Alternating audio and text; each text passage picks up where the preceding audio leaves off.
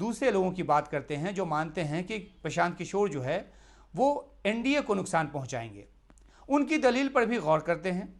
ऐसे लोगों का मानना है कि क्योंकि प्रशांत किशोर ब्राह्मण जाति से आते हैं और इसलिए उनको ब्राह्मण के वोटों का एक हिस्सा जो है वो मिलना लाजमी है, और क्योंकि अगड़ी जातियों को बीजेपी का वोट बैंक माना जाता रहा है, ऐसे में उनके वोट का छोटा सा हिस्सा भी, यानी कि ब्राह्मण वोटों का या अगड़ी जाति के वोटों का छोटा सा हिस्सा भी इधर उधर होता है तो बीजेपी को नुकसान पहुंचेगा।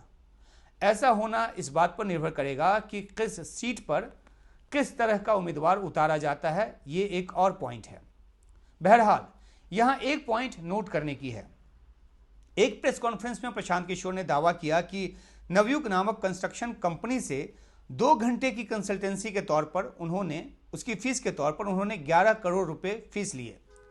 उपलब्ध जानकारी के मुताबिक ऐसा उन्होंने अपने ऊपर बंगाल, तेलंगाना, तमिलनाडु और कर्नाटक जैसे गैर बीजेपी शासित राज्यों से मिलने वाली फंडिंग के आरोपों का जवाब देते हुए कहा।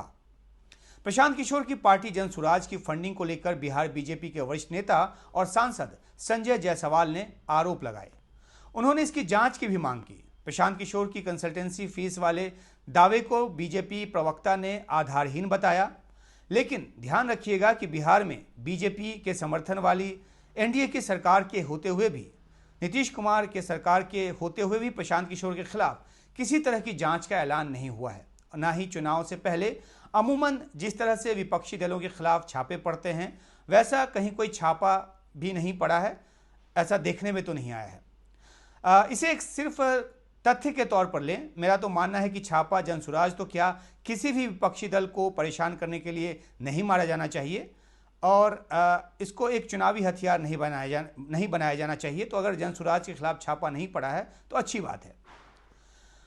कुछ की राय यह है जरूर कि प्रशांत किशोर किसी भी तरह से अगर बीजेपी को नुकसान पहुंचाते नजर आते तो फिर उनको भी नुकसान पहुंचाने की कोशिश हो सकती थी, ऐसा कुछ लोगों का मानना है। खैर, ये नोशनल पॉइंट है, इसे अधिक तवज्जो नहीं देते हैं और आगे बढ़ते हैं।